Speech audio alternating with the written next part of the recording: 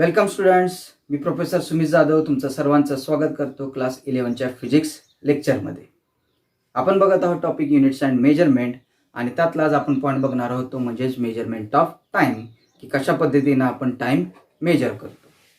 आता normally time जर आपल्याला मेजर करायचा असेल तर ते आपण कशा पद्धतीने मेजर करतो. फॉर एक्झाम्पल, एखाद्यानं जर तुम्हाला टाईम विचारला की किती वाजलेत म्हणून, तर तो तुम्ही त्याला टाईम कसा सांगता? घड्याळात बघून, बरोबर नाही? आपल्याकडे काय असतं, घड्याळ अवेलेबल असतं. मग आपण डायरेक्टली काय करतो, हातातलं घड्याळ असेल तर हातामध्ये बघून त्याला काय सांगतो, डायरेक्टली टाईम सांगतो. मोबाईल असेल तर मोबाईलमधलं घड्याळ बघून आपण काय करतो, त्याला टाईम सांगतो. म्हणजे टाईमचं मेजरमेंट करण्यासाठी आपण इथे एक इन्स्ट्रुमेंट वापरतो आणि ते इन्स्ट्रुमेंट कोणतं आहे तर क्लॉक्स आहेत. बरोबर, आपल्याकडे बऱ्याच प्रकारचे क्लॉक्स आहेत. हातातलं जे आहे त्याला आपण रिस्ट वॉच म्हणतो. घरामध्ये भिंतीवर असतात ते वॉल क्लॉक्स. त्यानंतर पेंड्युलमचे क्लॉक्स आपल्याकडे आहेत. डिजिटल क्लॉक आपण आता सध्या वापरतो. मोबाईलमध्ये आपल्या क्लॉक असतात. बरोबर, अशा पद्धतीनं क्लॉक हे इन्स्ट्रुमेंट वापरून आपण काय करतो, टाईमचं मेजरमेंट करतो. पण क्लॉक जरी इन्स्ट्रुमेंट आपण वापरलं तर क्लॉक्समध्ये जो टाईम आपण मेजर करणार आहे त्यासाठी एक स्पेसिफिक युनिट आहे. बरोबर, टाईम मेजरमेंट करण्यासाठी तिथं काय एक स्पेसिफिक युनिट आहे. कारण कुठलीही फिजिकल क्वांटिटी मेजर करायची असेल तर त्याला काय लागतं, एक स्पेसिफिक युनिट लागतं. आणि इथं टाईम मेजरमेंट करण्यासाठी जे स्पेसिफिक युनिट आपण वापरतो ते कुठलं आहे, सेकंद आहे. आणि हे आपण कशात बघितलेलं आहे, SI सिस्टीममध्ये बघितलेलं आहे की त्याला एक स्टँडर्ड युनिट ठरवण्यात आलेलं आहे सेकंद, ज्याचे एक स्टँडर्ड डेफिनेशन आहे. बरोबर, समजतंय?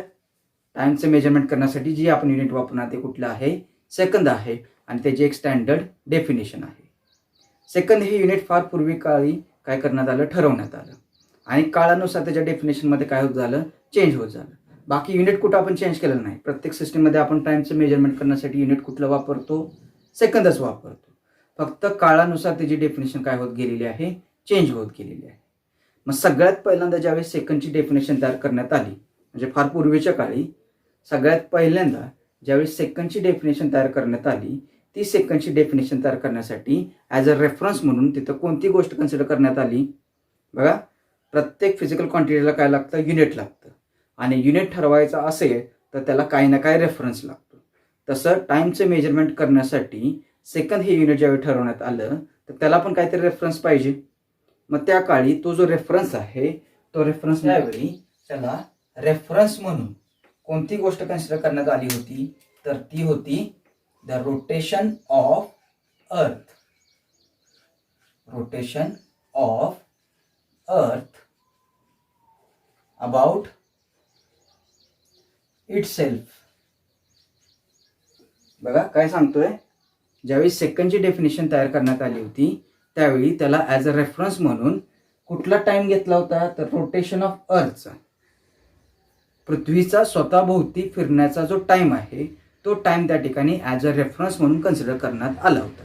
पृथ्वीला स्वतःभोवती एक रोटेशन कंप्लीट करण्यासाठी जेवढा टाइम लागतो तो टाइम त्या ठिकाणी ॲज अ रेफरन्स म्हणून कन्सिडर करण्यात आला. आणि तो जो टाइम होता अर्थला स्वतःभोवती एक रोटेशन कंप्लीट करण्याचा, त्या टाइमला काय म्हणण्यात आलं तर 1 सोलर डे असं म्हणण्यात आलं. 1 सोलर डे. काय सांगतोय बघा, अर्थचा रोटेशनचा टाइम घेतला आपण, किती रोटेशनचा, एक रोटेशनचा. स्वतःभोवती एक रोटेशनचा जो टाइम आहे त्या टाइमला त्यांनी काय म्हटलं, 1 सोलर डे म्हटलं. आणि 1 सोलर डे कुठून कुठपर्यंतचा टाइम असतो तर 1 noon to another noon. 1 noon to another noon. ठीक आहे, म्हणजे कुठून कुठपर्यंतचा, आज दुपारपासून ते उद्या दुपारपर्यंत जो टाइम असतो त्या टाइमला आपण काय म्हणतो, 1 सोलर डे असं म्हणतो. दुपारपासून ते दुपारपर्यंतचा का घेतला, नॉर्मली आपण काय म्हणतो, रात्रीच्या 12 वाजल्यापासून पुढच्या रात्रीच्या 12 वाजेपर्यंत आपण डे घेतो. पण इथं 1 सोलर डे म्हणजे काय सांगितलेलं आहे, 1 नून टू अनदर नून.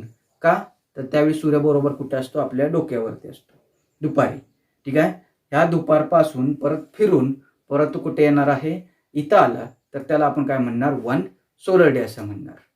मग हे जे ड्युरेशन आहे हे खूप जास्त झालं ना. तसं आपण प्रत्येक युनिटच्या बाबतीत बघितलं की जर मला मास मेजर करायचा असेल तर किलोग्राम हे त्याचं स्टँडर्ड युनिट आहे. पण लहान मासेस जर मला मेजर करायचे असेल तर तिथे मी किलोग्राम हे युनिट वापरणार आहे का, नाही. त्याला मी लहान पार्टमध्ये डिवाइड करतो. म्हणजे ग्रॅम आहे, मिलीग्रॅम आहे, बरोबर नाही. अशा पद्धतीने त्याला आपण डिवाइड करतो. किंवा मोठे जर असतील, टन असतील, तर त्याला आपण त्या पद्धतीने काय करतो, डिवाइड करतो. जसं मीटर हे युनिट आहे कशाचं, लेंथचं आहे. पण मीटर युनिट मी प्रत्येक ठिकाणी वापरणार आहे का? लहान लेंथ मेजर करण्यासाठी मीटर घेणार आहे का? नाही. तिथे मी काय करतो, त्याला छोट्या पार्टमध्ये डिवाइड करतो. आणि त्या छोट्या पार्ट्सना आपण काय म्हणतो, सेंटीमीटर म्हणतो, मिलीमीटर म्हणतो, नॅनोमीटर म्हणतो, बरोबर का नाही. अशा पद्धतीनं कुठल्याही युनिटला आपण काय करतो, तिथं डिवाइड करतो. मी इथं पण तसंच करण्यात आलं की 1 सोलर डे हा कुठला टाइम झाला, ह्या दुपारपासून ते पुढच्या दुपारपर्यंतचा. मग त्यांनी त्या टाइमला काय केलं, परत 24 आवर्समध्ये डिवाइड केलं. एका दिवसाला काय सांगितलं त्यांनी, किती तास असतात, 24 तास असतात. ठीक आहे. 1 सोलर डेला त्यांनी डिवाइड काय केलं, 24 आवर्समध्ये डिवाइड केलं. त्यानंतर 1 आवर 24 तासापैकी 1 तास जो आहे, त्या एका तासाला त्यांनी 60 मिनिटांमध्ये डिवाइड केलं. म्हणजे पहिल्यांदा 1 सोलर डेचं दुसरं युनिट काय केलं, आवर्स केलं, छोटा पार्ट. आवर्सला परत काय केलं त्यांनी, मिनिट्समध्ये डिवाइड केलं. आणि परत 1 मिनिट जे आहे, या 1 मिनिटाला परत काय केलं, 60 सेकंदमध्ये डिवाइड केलं. परत त्याचं अजून काय युनिट तयार करण्यात आलं, सेकंड तयार करण्यात आलं, छोटा पार्ट. कारण का, कधी पण आपल्याला त्या युनिटचा छोटासा पार्ट माहीत पाहिजे, तर आपण त्यावरनं काय करू शकतो, मोठा पार्ट फाइंड आउट करू शकतो. म्हणून टोटल ड्युरेशन किती आहे, 1 solar day, 1 noon to another noon. त्याला परत दुसऱ्या युनिटमध्ये 24 आवर्समध्ये, परत त्याला मिनिटामध्ये किती, 60 मिनिटामध्ये. एका आवरला 60 मिनिटामध्ये आणि एका मिनिटाला 60 सेकंदमध्ये. मग अशा पद्धतीनं त्यांनी काय केलं, त्या टाइमला डिवाइड करण्यात आलं. आणि छोटे युनिट जे आहे ते काय कन्सिडर करण्यात आलं, सेकंद हे कन्सिडर करण्यात आलं, की जेणेकरून आपण त्या ठिकाणी मेजरमेंट ॲक्युरेटली करू शकतो आणि प्रिसाईज करू शकतो. म्हणून त्यांनी काय केलं, छोटे युनिट काय तयार करण्यात आलं, सेकंद हे तयार करण्यात आलं. मग आता 24 आवर्सचे सेकंदमध्ये जर आपण कन्व्हर्जन करायचं म्हटलं, तर ते कशा पद्धतीने येणार आहे, 24 आवर्सचं कन्व्हर्जन मला कशात करायचं आहे, सेकंदामध्ये करायचं आहे. तर एका तासाचे किती आहेत, 60 मिनिटं. आणि एका मिनिटाचे किती आहेत, 60 सेकंद आहेत. मग ह्याच्यामध्ये तास किती आहेत, 24. इंटू मी काय करणार, 24 तासांचे, प्रत्येक तासाचं मिनिट किती आहे, 60 आहे. 24 आहे काय झाला, नंबर ऑफ आवर्स झाले. एका आवर्सचे मिनिट किती आहेत, 60 आहेत. आणि एका मिनिटाचे सेकंद किती आहेत, 60 सेकंद आहेत. म्हणजे मी काय करणार, 24 इंटू 60 इंटू 60. किंवा पहिल्यांदा मी असं काय करू शकतो, 1 आवर्सचं काढून घेऊ शकतो. 1 आवरचे सेकंद किती होणार, तर 1 आवरला मिनिट्स किती आहेत, 60. आणि एका मिनिटाचे सेकंद किती आहेत, 60. त्यामुळे 1 आवरचे किती झाले, 3600 सेकंद झाले. मग हे घेतलं काय आणि हे घेतलं काय, 60 इंटू 60, दोघांचा मिनिंग काय झाला, तोच झाला. मग 24 आवर्सचे सेकंदमध्ये कन्व्हर्जन किती येणार, तर असं लिहितो इथं मी, 24 इंटू 3600, एका तासाचे सेकंद असे 24 तासाचे काढायचे. मग इज इक्वल टू किती येणार आहे, 86,400 सेकंड्स येतात. म्हणजे ड्युरेशन ऑफ 1 सोलर डे हे जर मी सेकंदमध्ये कन्वर्ट करायचं झालं, तर सेकंदमध्ये ते किती होतं, 86,400 सेकंड्स होतात. किती होतात, 86,400 सेकंद. ह्याचा दुसरा मिनिंग काय आहे, तर 1 सोलर डेला मी किती पार्ट्समध्ये डिवाइड केलं, तर 86,400 छोट्या छोट्या पार्ट्समध्ये डिवाइड केलं. कारण सेकंद हे कसं आहे, स्मॉल युनिट आहे. सेकंद हे काय झालं, स्मॉल युनिट झालं. मी एका सोलर डेला किती पार्ट्समध्ये डिवाइड केलं, 86,400 पार्ट्समध्ये डिवाइड केलं. आणि 1 सेकंद म्हणजे किती असणार, मग टोटल पार्ट्स किती झाले त्याचे, 86,400. तर ह्या 86,400 पैकी एक पार्ट जो असणार तो म्हणजे काय असणार आहे, 1 सेकंद असणार आहे. 1 सेकंडची डेफिनेशन कसं लिहिणार आहे, तर 1 सेकंड टाइम कधी घेणार आहे, तर is equal to 1 divided by 86,000, 1 divided by 86,400 part time, 1 divided by 86,000 time of mean solar day. पूर्ण सोलर डेचा जो टाइम आहे, त्या सोलर डेच्या टाइम पैकी 1 डिवायडेड बाय 86,400 पार्ट म्हणजे काय असणार आहे, 1 सेकंद असणार आहे. समजते का, बघा सिंपल डेफिनेशन आहे ठीक आहे, पण ही विचारली पण जात नाही आपल्याला. ठीक आहे, फक्त आपल्याला हे माहीत पाहिजे की कशा पद्धतीनं आपण डिवाइड करतोय. ठीक आहे, की रोटेशन ऑफ अर्थ कन्सिडर करण्यात आलं, त्याला 1 सोलर डे मध्ये कन्सिडर करण्यात आलं. 1 सोलर डे म्हणजे किती घेतलं, 1 नून टू अनदर नून, आज दुपारपासून ते उद्या दुपारपर्यंत काय केलं, त्याला 1 सोलर डे म्हणलं. 1 सोलर डेला अजून किती पार्टमध्ये डिवाइड केलं, 24 पार्टमध्ये. त्याला काय म्हणण्यात आलं, अवर्स म्हणण्यात आलं. एका अवरला परत 60 पार्टमध्ये डिवाइड केलं, त्याला मिनिटं असं म्हणण्यात आलं. आणि 1 मिनिटला परत 60 पार्टमध्ये डिवाइड केलं, त्याला काय म्हणण्यात आलं, सेकंद म्हणण्यात आलं. मग टोटल सोलर डेचं जर डिवायडेशन आपण बघितलं तर टोटल सोलर डेचं डिवायडेशन किती झालं, 86,400 पार्ट्समध्ये झालं. मग त्या 86,400 पार्ट्समधला एक पार्टचा जो टाइम आहे 1 डिवायडेड बाय 86,400 एवढा time of mean solar day म्हणजे काय झालं, 1 सेकंद झालं. कळलं, समजतंय का. 86,400 पार्टपैकी एका पार्टला जेवढा टाइम लागणार आहे तो टाइम म्हणजे काय घेतला, 1 सेकंद घेतला. तो टाइम म्हणजे काय घेतला, 1 सेकंद घेतला. अशा पद्धतीने ही काय करण्यात आली, 1 सेकंडची डेफिनेशन तयार करण्यात आली. 86,400 पैकी पार्ट्सपैकी एक पार्टला जेवढा टाइम लागणार आहे तो टाइम म्हणजे काय आहे, 1 सेकंद आहे. ठीक आहे, अशा पद्धतीने ही काय झाली, सेकंडची डेफिनेशन तयार झाली.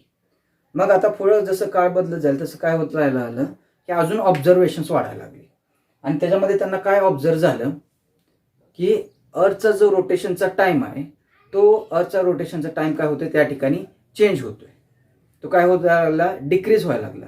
कारण का, अर्थचं रोटेशनचं स्पीड काय होतं, डिक्रीज होत जाते. मग ते जर डिक्रीज होतंय तर त्या ठिकाणी हा जो टाइम आहे हा टाइम सुद्धा काय होणार आहे, डिक्रीज होणार आहे. ठीक आहे, की अर्थ काय होते, रोटेशनमध्ये कधी कधी स्लो डाऊन होते. मग ती जर स्लो डाऊन होत असेल तर त्या ठिकाणी त्याला जो लागणारा टाइम आहे तो टाइम सुद्धा डिक्रीज होणार आहे. त्यामुळे ही स्टँडर्ड डेफिनेशन झाली का, नाही. फिक्स डेफिनेशन झाली का, नाही. त्या ठिकाणी टाइम चेंज होतोय, त्यामुळे ही डेफिनेशन सुद्धा काय करावं लागणार, चेंज करावी लागणार. आणि ती डेफिनेशन चेंज करण्यासाठी परत काय करण्यात आलं, नवीन डेफिनेशन तयार करण्यात आली. आणि ती कशा पद्धतीने तयार करण्यात आली ते आता आपण बघूया.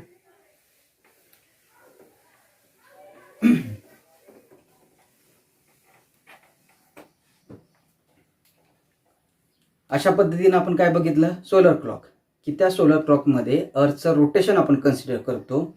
आणि अर्थच्या रोटेशनचं स्पीड हे कसं आहे, व्हॅरिंग आहे, म्हणजे चेंज होत राहते. आणि ते चेंज होत असल्यामुळं ड्युरेशन ऑफ द डे हे सुद्धा काय होणार आहे, चेंज होणार आहे. मग जर duration of the day change होत असेल तर आपण जे टाइमचे मेजरमेंट घेणार आहोत ते मेजरमेंट आपल्याला ॲक्युरेट मिळणार नाही. त्याच्यामध्ये काय येणार आहे, एरर येणार आहे.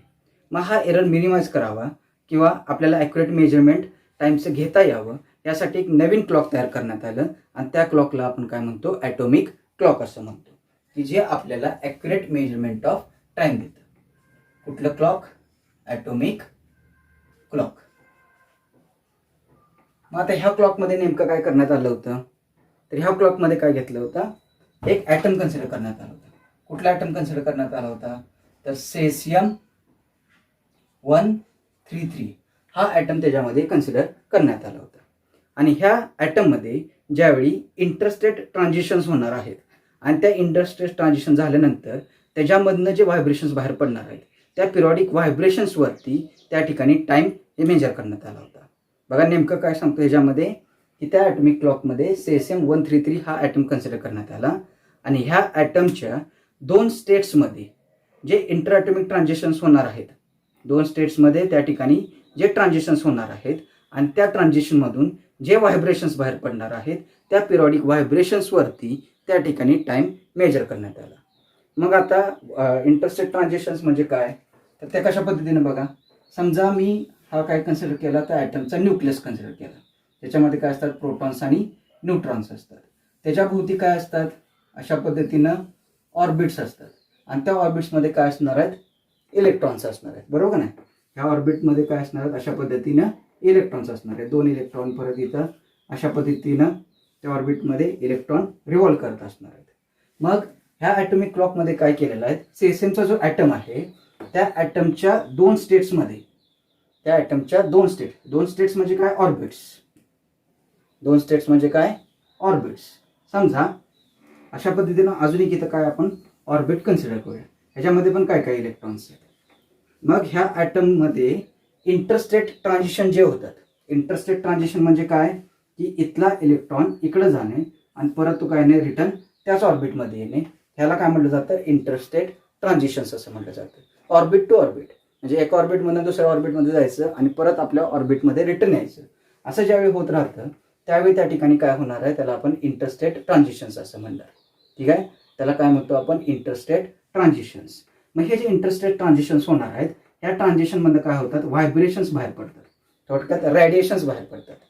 हे फक्त समजून घ्या की नेमकं आपण काय म्हणतोय. ठीक आहे, cesium-133 ॲटम जो आपण कन्सिडर करतोय ह्या ॲटमच्या इंटरस्टेट ट्रान्झिशनमधून जे पिरियॉडिक व्हायब्रेशन्स बाहेर पडणार आहेत त्या व्हायब्रेशन्सवरती इथं टाइमचं मेजरमेंट केलं जातं. इंटरस्टेट ट्रान्झिशन्स म्हणजे काय, एका स्टेटमध्ये दुसऱ्या स्टेटमध्ये जाणे आणि परत त्या स्टेटमध्ये रिटर्न येणे, हे जे ट्रान्झिशन्स आहेत ह्या ट्रान्झिशनमध्ये काय होतात असे रेडिएशन्स बाहेर पडतात, त्याला आपण व्हायब्रेशन्स असं सुद्धा म्हणतो. मग हे जे व्हायब्रेशन्स आहेत हे पिरियॉडिक असतात आणि त्या व्हायब्रेशन्सवरती त्या ठिकाणी त्या क्लॉकमध्ये काय केलं जातं टाइम मेजर केला जातो. मग ते कशा पद्धतीने होतं तर ह्या स्टेटमध्ये जर इलेक्ट्रॉनला जायचं असेल तर एनर्जी काय करावी लागते गेन करावी लागते. ठीक आहे, एनर्जी काय करावं लागते गेन करावं लागते म्हणजे एनर्जी घ्यावी लागते. आणि ज्यावेळी तो इथनं परत इकडे येणार आहे एका स्टेटमध्ये परत दुसऱ्या स्टेटमध्ये जाणार आहे त्यावेळी तो एनर्जी रिलीज करतो म्हणजे काय करतो एनर्जी बाहेर टाकतो. ठीक आहे, आणि ती एनर्जी कशा पद्धतीने बाहेर टाकणार आहे तर रेडिएशनच्या स्वरूपात, त्याला आपण व्हायब्रेशन्स असं सुद्धा म्हणतोय. ठीक आहे, त्याला आपण काय म्हणतोय व्हायब्रेशन्स असं सुद्धा म्हणतोय.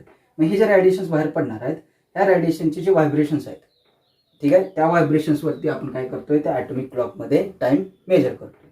मग किती व्हायब्रेशन्स व्हायला पाहिजेत त्यावेळी त्या ठिकाणी 1 सेकंद होणार आहे. हे फक्त समजण्यासाठी, ह्याचा काय डिटेलमध्ये आपल्याला स्टडी करायचा नाही आहे. केमिस्ट्रीमध्ये किंवा फिजिक्सच्या ज्यावेळी 12वीमध्ये न्यूक्लिअरचा पार्ट चालू आहे त्यावेळी आपण ते बघणार आहे की कशा पद्धतीनं होतं. इथं फक्त लक्षात ठेवा काय की इंटरस्टेट ट्रान्झिशन्स म्हणजे काय, एका स्टेटमधनं दुसऱ्या स्टेटमध्ये जाणे किंवा एका ऑर्बिटमधनं दुसऱ्या ऑर्बिटमध्ये जाणे. मग हे असं करत असताना त्या ठिकाणी काय होतं एनर्जी बाहेर टाकली जाते, त्याला आपण रेडिएशन्स असं म्हणतो. आणि हे जे रेडिएशन्स बाहेर टाकणार आहेत त्या रेडिएशनच्या व्हायब्रेशनवरती त्या ठिकाणी ह्या ॲटॉमिक क्लॉकमधला टाइम डिपेंड असतो. मग किती व्हायब्रेशन त्या ठिकाणी व्हायला पाहिजेत म्हणजे आपण त्या ठिकाणी 1 सेकंद म्हणणार. बघा ह्या ॲटॉमिक क्लॉकमध्ये किती व्हायब्रेशन्स व्हायला पाहिजेत की जेणेकरून आपण त्या ठिकाणी टाइम 1 सेकंद असं म्हणणार.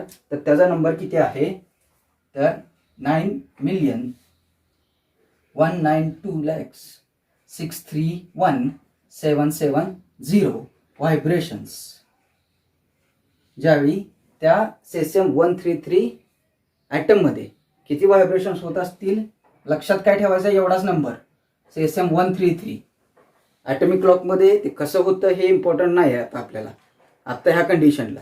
आत्ता जे आपण 11वीत शिकतोय त्याला तिथं काय इम्पॉर्टंट आहे कुठला ॲटम आपण वापरतो.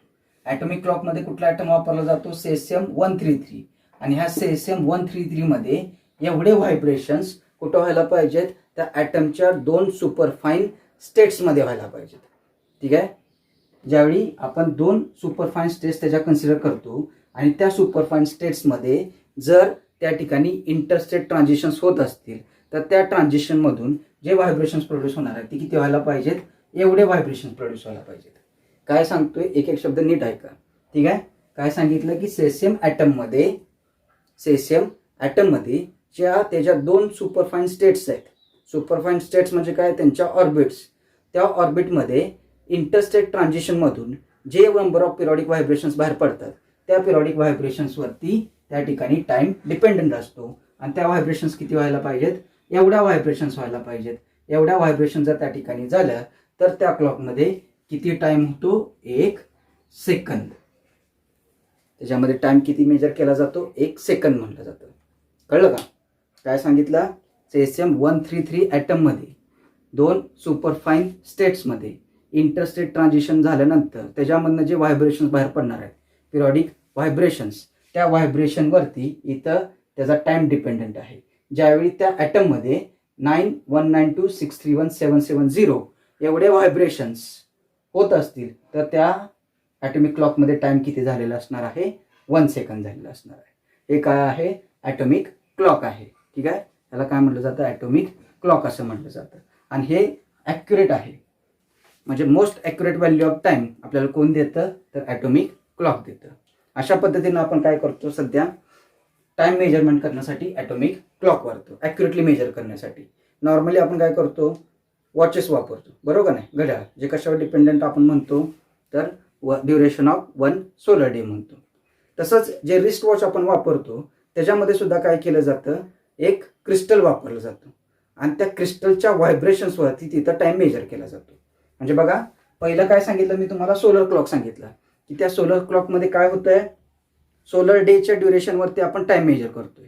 ॲटॉमिक क्लॉकमध्ये आपण काय करतोय, सेसियम 133 जो ॲटम आहे त्याच्यामध्ये किती व्हायब्रेशन होतात ह्याच्यावरती आपण काय करतोय, तिथं टाइम मेजर करतोय.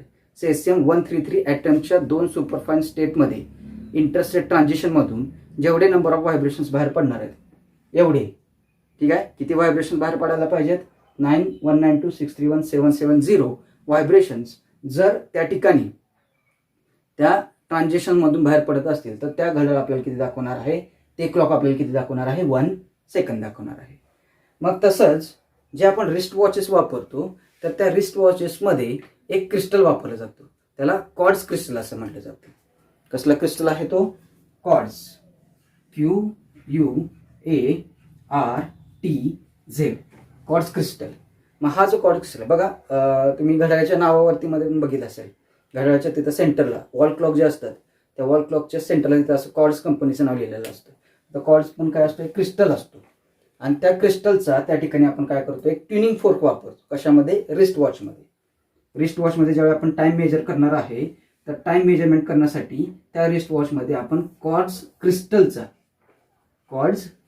क्रिस्टलचा काय वापरणार आहोत, एक ट्युनिंग फोर्क वापरणार आहोत. काय वापरतो, ट्युनिंग फोर्क. ट्युनिंग फोर्क म्हणजे अशा पद्धतीनं आपण काय करतो, ट्युनिंग फोर्क वापरतो. आणि हे ट्युनिंग फोर्कचे जे 2 प्रॉंग्ज आहेत, 2 बाजू जे आहेत, ह्यांच्यावरती काय करतो आपण, व्हायब्रेशन्स प्रोड्यूस करतो, ठीक आहे. आता ह्याचं वर्किंग मी तुम्हाला सांगणार नाही, फक्त आता काय सांगतोय की ज्यावेळी हा ट्युनिंग फोर्क काय करणार आहे, व्हायब्रेट होणार आहे, ज्यावेळी जो व्हायब्रेशन प्रोड्यूस करणार आहे त्या व्हायब्रेशन्सवरती क्वार्ट्ज क्रिस्टलच्या घड्याळाचा टाइम डिपेंडंट असतो. म्हणजे रिस्ट वॉचमध्ये जे क्वार्ट्ज क्रिस्टलचा ट्युनिंग फोर्क आपण वापरतो त्याला आपण इलेक्ट्रिक करंट किंवा बॅटरी जोडून, छोटी जी बॅटरी असते सेल जोडून आपण काय करतो, व्हायब्रेट करतो आणि त्याच्या किती व्हायब्रेशनवरती त्याच्यामध्ये टाइम डिपेंडंट असतो. मग आता ह्याच्यामध्ये किती व्हायब्रेशन असतील, जसं सेसियम ॲटममध्ये काय होतंय, एवढे व्हायब्रेशन झाल्यानंतर त्या ठिकाणी 1 सेकंद होतोय. सेसियम ॲटममध्ये काय होतंय, एवढे व्हायब्रेशन झाल्यानंतर इथं 1 सेकंद होतोय. तसं क्वार्ट्ज क्रिस्टलच्या ट्युनिंग फोर्कमध्ये किती व्हायब्रेशन्स व्हायला पाहिजे की जेणेकरून तिथं 1 सेकंद होणार, तर ते व्हायब्रेशन्स किती आहेत, नंबर ऑफ व्हायब्रेशन्स त्याच्यामध्ये क्वार्ट्ज क्रिस्टल क्लॉकमध्ये नंबर ऑफ व्हायब्रेशन किती असतात, 32,768 व्हायब्रेशन्स काय व्हायला पाहिजेत, त्या ट्युनिंग फोर्कमध्ये तयार व्हायला पाहिजे. म्हणजे हा जो ट्युनिंग फोर्क आहे तो एवढ्या वेळा व्हायब्रेट व्हायला पाहिजे. 32,768 एवढ्या वेळा जेव्हा तो ट्युनिंग फोर्क व्हायब्रेट होईल त्यावेळी त्याच्यामध्ये टाइम किती होणार, 1 सेकंद होणार. हे कुठलं घड्याळ आहे, क्वार्ट्ज क्रिस्टलचा ट्युनिंग फोर्क जिथं आपण वापरतो. म्हणजे रिस्ट वॉच असेल, वॉल क्लॉक्स असतील की जिथं आपण क्वार्ट्ज क्रिस्टलचा यूज करतो, त्या क्वार्ट्ज क्रिस्टलच्या क्लॉकमध्ये एवढे व्हायब्रेशन झाल्यानंतर त्याचा जो टाइम आहे तो किती होतो, 1 सेकंद होतो. अशा पद्धतीनं त्या क्लॉकमध्ये काय केलं जातं, टाइम मेजर केलं जातं. मग हे काय झालं, मेथड झालं की ज्या पद्धतीनं आपण काय करतो, टाइम मेजर करतो. एक म्हणजे सोलर क्लॉक, ज्याच्यामध्ये आपण ड्युरेशन ऑफ डे यूज करतो, ठीक आहे. 1 नून टू अनदर नून, त्याला 24 आवर्स. मग परत 24 आवर्सला काय करतो आपण, प्रत्येकी 1 आवरला 60 मिनिट्सला डिवाइड करतो, 1 मिनिटला 60 सेकंदमध्ये डिवाइड करतो. अशा पद्धतीनं आपण त्या ठिकाणी काय करतो, टाइमचं मेजरमेंट करतो. ॲटॉमिक क्लॉकमध्ये सेसियम ॲटममध्ये होणाऱ्या इंटरस्टेट ट्रान्झिशनमध्ये बाहेर पडणाऱ्या व्हायब्रेशन्सवरती, ठीक आहे. सेसियम 133 ॲटम ह्याच्यामध्ये होणाऱ्या सेसियम 133 हे असं पण लिहितो आपण, सेसियम 133 हा जो ॲटम आहे, ह्या ॲटममध्ये इंटरस्टेट ट्रान्झिशनमधून जेवढे नंबर ऑफ व्हायब्रेशन्स बाहेर पडणार आहेत, किती, एवढे 9192631770 ह्या व्हायब्रेशन्सवरती तिथला टाइम डिपेंडंट असतो, ठीक आहे. आणि क्वार्ट्ज क्रिस्टलच्या वॉचमध्ये एवढ्या व्हायब्रेशनवरती त्याचा टाइम डिपेंडंट आहे. एवढे व्हायब्रेशन झाले तर त्या क्लॉकमध्ये काय होणार, 1 सेकंद होणार. 32,766. अशा पद्धतीनं आपण काय बघितलं, मेजरमेंट ऑफ टाईम बघितलं. ठीक आहे. आणि हा झाला आपला मेजरमेंटचा पार्ट ह्या टॉपिकमधला. ठीक आहे. म्हणजे पहिल्यांदा आपण काय केलं, युनिटचा पार्ट कंप्लीट केला. आता आपण काय केलं, मेजरमेंटचा पार्ट कंप्लीट केला. आता इथनं पुढचं जे नेक्स्ट लेक्चर आहे ते खूप इम्पॉर्टंट आहे, कारण त्या सिलेबसमधून नीट JEEला क्वेश्चन पडतात आणि तो आहे म्हणजे डायमेन्शन्स आणि डायमेन्शनल ॲनालिसिस. तो जो पार्ट आहे तो आपण नेक्स्ट लेक्चरपासून चालू करणार आहोत, की ज्याच्यामध्ये आपल्याला JEE नीटवरती पडलेल्या क्वेश्चनचा पण स्टडी करायचा आहे. ठीक आहे. अशा पद्धतीनं आपण काय बघितलं, मेजरमेंट ऑफ टाईम. थँक्यू.